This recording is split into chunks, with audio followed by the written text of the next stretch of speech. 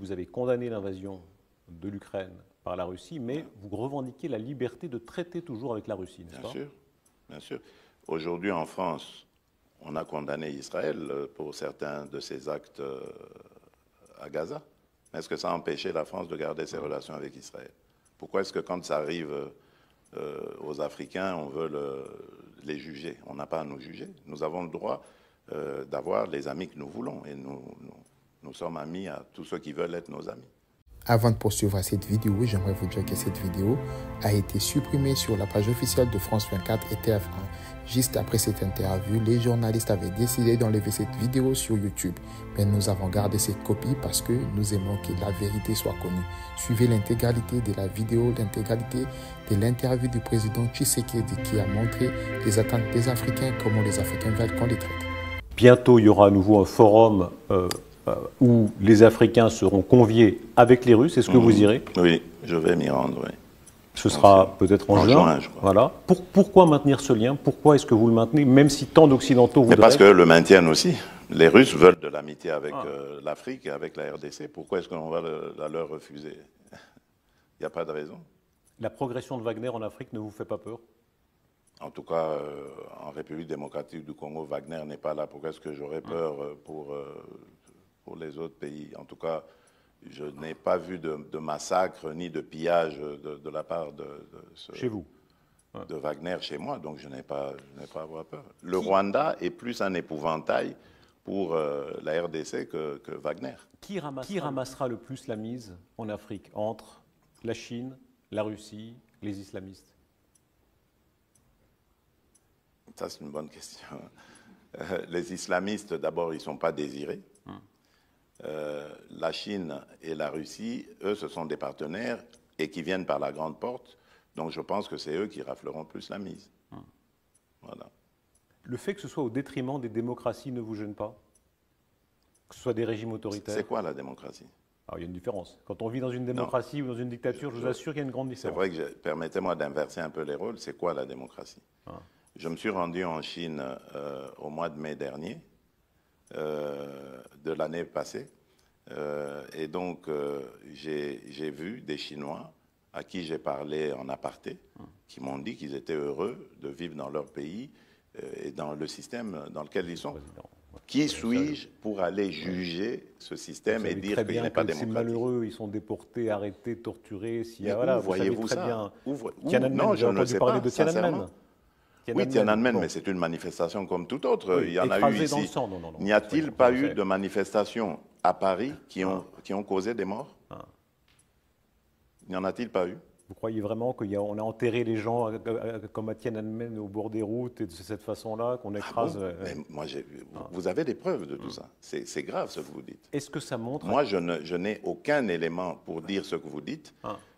Pourtant, j'ai longtemps vécu en Belgique. J'étais en Belgique à ce moment-là. Je n'ai pas vu ça. Donc, moi, je n'ai pas parlé de ces choses-là. Je vous ai dit, moi, je me méfie aujourd'hui des médias parce qu'on peut faire dire tout ce qu'on veut aux médias tant qu'on a les moyens. Donc, moi, je regarde les choses avec mes yeux, pas avec les yeux des autres. Évidemment, on pensera que c'est un irrespect des victimes, parce que ce sont quand même des crimes très graves qui ont été pas commis. De preuve qu'il y a des... Vous êtes libre de penser, c'est votre liberté à vous, mais évidemment, vu d'Occident, on se dit que le Sud global est en train de faire reculer la démocratie. Mais non, quand on entend pas du ça. tout. Mais je vais vous dire aussi une chose, puisqu'on est en train de parler de valeurs. Aujourd'hui, les crimes en République démocratique du Congo sont documentés, avérés. Et le responsable ou un des responsables est connu, c'est le Rwanda. Aucune sanction. Zéro. Pour moi, le plus important, c'est de réajuster le point de vue, la manière d'aborder la coopération, les partenariats, ne plus nous considérer comme des sous-hommes, mais nous regarder comme de vrais partenaires avec qui on peut faire affaire positive, constructive, et non pas toujours comme de dominé à dominant. Hein, donc, mais Monsieur le Président, ça, si c'est reconsidéré, je crois que ça peut changer les choses. Comment comprenez-vous que, apparemment, la Chine ou la Russie, qui ne sont pas des régimes démocratiques, eux arrivent à progresser en Afrique. Mais parce qu'ils ne viennent pas avec cette approche-là. Ils ne viennent pas avec cette arrogance, cette façon de donner des leçons qui est frustrante, en fait. Vous voulez dire que les Chinois ou les Russes se comportent mieux que nous, occidentaux, actuellement, selon vous? Mais bien sûr. On ne comprend pas très bien les réalités africaines. Et c'est vraiment dommage, parce que moi, j'ai toujours dit que l'Europe, par exemple, c'est le meilleur partenaire de l'Afrique, par son histoire et aussi par sa position géographique. Nous sommes deux continents qui sont très proches. Mais c'est étonnant de voir comment nous sommes très loin par rapport aux cultures. Mais comment, pardon, Monsieur le Président, comment soutenir ça? On ne peut pas comprendre qu'on vienne nous donner des leçons, par exemple, sur les droits de l'homme.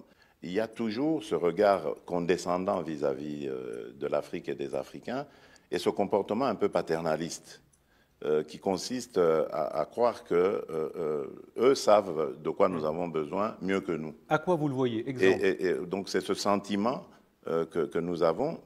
Mais voilà, par exemple, aujourd'hui, on parlait tout à l'heure de l'agression dont nous sommes victimes. Nous demandons à ce que la communauté internationale se comporte comme elle le fait dans le cas de la Russie, pardon, dans le cas du conflit au Moyen-Orient. Elle nous dit non, c'est pas la même chose, on ne va pas le faire là. Alors que nous avons les mêmes victimes de massacres qu'il y en a en Ukraine et ailleurs. Donc, on nous dit que ce n'est pas la même chose. Eux, donc, savent de quoi nous avons besoin, alors que nous réclamons des sanctions. Donc, et cette guerre, elle nous est imposée pour des raisons évidentes de pillage de nos minerais. Ces minerais, on sait où est-ce qu'ils terminent, donc dans les firmes, des multinationales occidentales pour la plupart. Donc, c'est connu et on ne sanctionne pas. Les minerais qui sont sur votre sol, oui, qui sont très visiblement utilisés via le Rwanda et commercialement par Apple. Voilà, c'est une plainte que vous, l'État congolais, vous avez déposée, n'est-ce pas? Que fait Apple exactement? Expliquez-nous, selon vous, ce qu'il est en train de faire. Mais il fabrique des téléphones. Vous avez sûrement un téléphone Apple. Ça veut dire que dans l'iPhone que nous possédons, il y a du sang des victimes congolaises. Et ça, vous en êtes sûr? Certains. C'est documenté, mais enfin, pour Apple, moi je ne vous est-ce que parle les pas gens en l'air. d'Apple sont conscients de cela? Documenté. Les gens d'Apple sont conscients de cela? Les gens d'Apple, mais maintenant, ce sont les enquêtes qui le démontreront. Mais les gens d'Apple disent, eux, ils achètent des produits propres. Or, nous savons qu'au Rwanda, il n'y a même pas 1 gramme des minerais 3T les plus prisés, là, qui sont destinés justement à la fabrication de ces technologies-là. Bon, donc, ça veut dire que ces minerais proviennent de quelque part. Et aujourd'hui, il est avéré que c'est de la RDC qu'ils proviennent. Ils arrivent au Rwanda. Il y a des ONG qui sont complices avec le régime rwandais qui commencent simplement la vérification sur le lieu d'entreposage et non pas le lieu d'origine de ces produits. C'est-à-dire les mines congolaises dans lesquelles on accède après avoir violenté, massacré des Congolais.